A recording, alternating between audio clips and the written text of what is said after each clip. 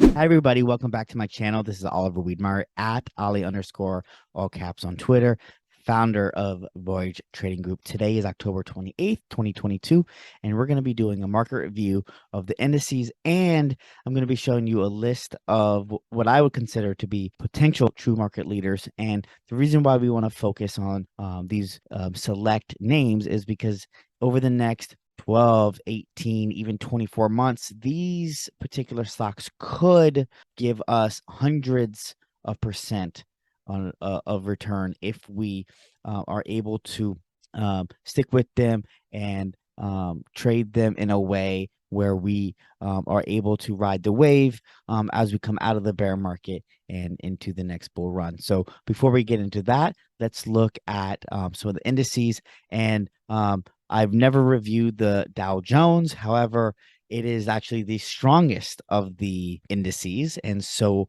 let's jump over to the charts and take a look of the recent price action. Okay, so this is the Dow Jones Industrial Average. It is made up of only 30 stocks, which is why as a growth investor, I'm not too interested in it. However, it is outperforming its peers, and it's currently closed above the 200-day moving average, which is this red line. And so as price moves through the 200-day moving average, it is a signal that could be coming out of some really choppy bear market action. And if you see price above 200-day moving average, much more orderly than when prices below the 200-day moving average, which is why the 200-day moving average is respected so highly. So this is very interesting. We can also look at the QQQ. So this is, I would consider, a lagger at this point. It is still chopping around in this range here. It is kind of respecting this trend line a bit, this support line down here. But, you know, we want to see some tighter action. We are seeing a lot of gap ups and gap downs. And, you know, we had this follow through day here, and we still have not broken the low of this follow through day here on the 21st. However, once it met with some resistance right here, it did gap down. And then in a turn of events today, we had some really strong price action. And so we don't want to base our analysis fully on the NASDAQ. However, it is something we need to be aware of. So we'll take a look at the SPY. SPY is closed above the 50-day moving average, which is very important key moving average, and signals that we could have a little bit of a rally to the 200-day moving average.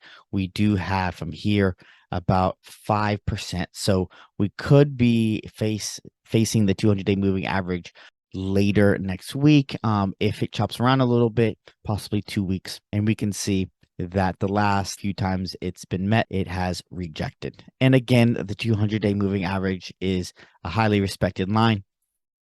And when price is below it, it is much harder to trade. Okay, we'll get away from the indices and we'll look at some internals. Okay, so we have the VIX here sitting at about 25.75. And for me, I like trading when the VIX is below the 25 area. And closer to 20 like we see over here. But this is very good. We did have this resistance here that we just kept rejecting about 35, and this was really bad and very difficult to trade. So it is very constructive that we have made it down to the 25 area. If we can keep going, that would be very good. We can look at the put call ratio. I want to see this breaking this kind of trend line here. And I would like to see it hanging out in this 0.75 area down here.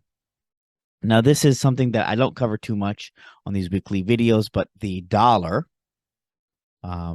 ticker UUP, we can see that as the dollar has been ripping, the market has been going lower. And so we finally have found some resistance here, and we on the 1, 2, 3, 4th try on this kind of flag, we did break lower, and we look at some moving averages. We are now trading in an area where this is a pretty ugly candle, which is very good. We don't want the dollar to be this strong. It makes it harder for equities to be purchased when the dollar is so strong. And so this has been working as a bit of an inverse all year. And so what we want to do is if we can kind of break below the 50 and stay below the 50-day moving average, that will be a bull case for equities. Really quickly, I would like to take a look at a weekly chart of the NASDAQ comp. And this is a GMMA chart, which the red lines are fast EMAs and the blue lines are the slow EMAs. And what we want to see is the red above the blue. And as you can see, right now, the red EMAs are either flat or turning up.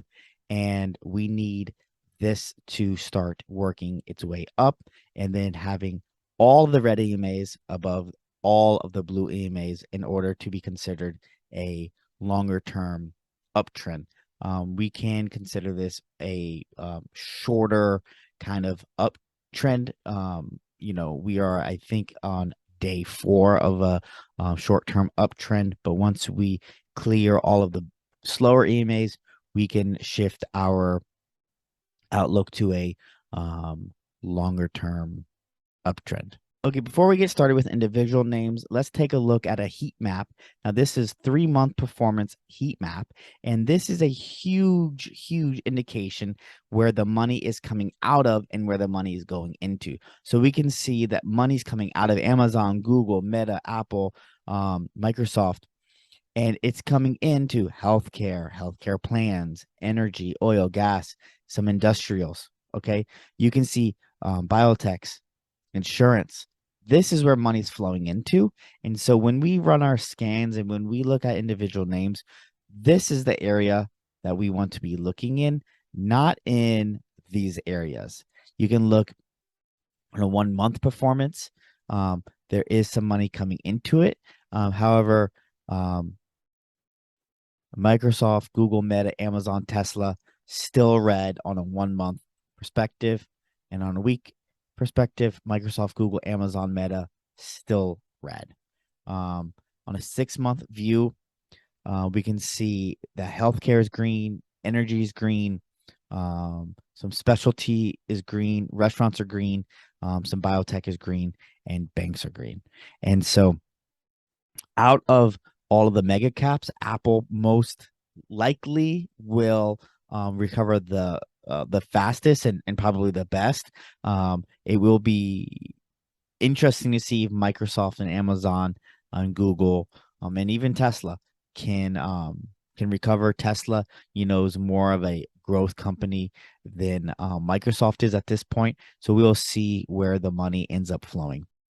Okay, so I have a list of about 35 names that are trading at its all-time high.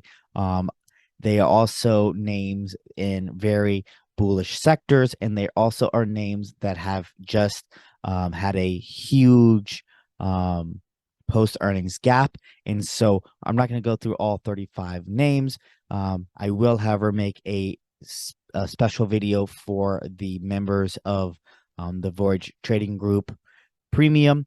They will get a video showing entries and exits and what we're looking for each one of these. But for us, for this, to make this video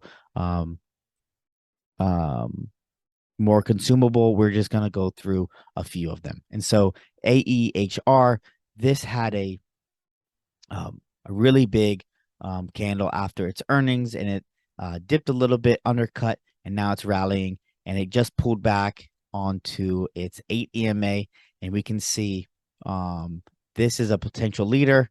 While the market's going down, it has been running up.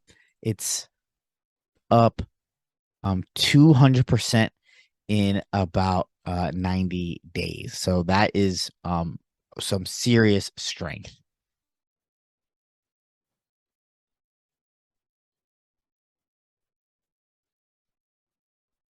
Another name is HLIT. We can see that there was a breakout here about 1220 or so, and it's up about 30% in about 26 days. Since its last earnings report, it is up close to 80%. And so this is what we want to see. You want to see these big green bars, which signals that it's being accumulated by institutions. And so once this name kind of pulls back, I'll be more interested in buying it. LMT had huge earnings here.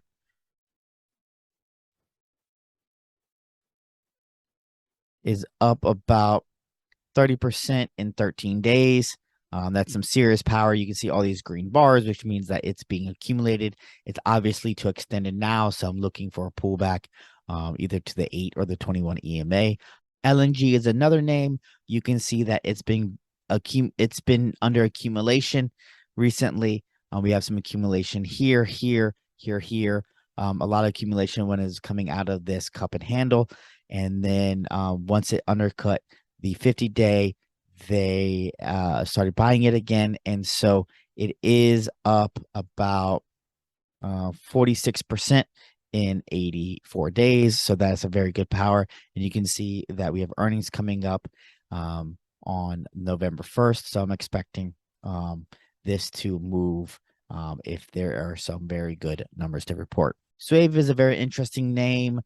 There's been a lot of eyes on it, a lot of accumulation after this earnings report, some accumulation here on October 25th. And it did make a breakout here on really high volume. However, it was not able to sustain the move. And so the base isn't ruined yet. However, we want to see some different kind of basing to get kind of a hold on what happened here. If we see this thing start to round out again, we could see a big earnings gap on November 7th. STNG, we can see that this thing has been getting bought up down here in May. It got bought up again in July, and then it's been getting accumulated as well in October. It did break out here on October 14th, and now it's kind of hanging out here. Just tagged the 21-day moving average. So I'm expecting a big move. November 1st is earnings. If it can keep trading sideways here, we could see a big gap up here. But look at this run. It's been running since January. It's up 328%. And so this stock has no idea that we are in a bear market. And as you can see, we've had really big earnings all year long. And so I'm expecting some really big earnings again here. I won't front load the earnings because you never know what you're going to get. But that's it. That's what I view. Last one, actually, LLY. I traded this, but this thing's been getting bought up seriously. Big gap up here. Kind of faded a little bit, but then has been accumulated ever since. This is another name. I traded this move here. It's just too extended, so I sold, but I'm expecting hopefully either another big gap up on November 1st or for it to pull back a little bit and then the gap up if the earnings are good. If not, then yeah, no big deal. Okay, that is it. Thank you guys so much for watching. If you want to be a part of a trading community and learn how to find these sort of really strong, powerful moves, join us in the Discord Voyage Trading Group. And if you don't follow me on Twitter, please do. Thanks, guys.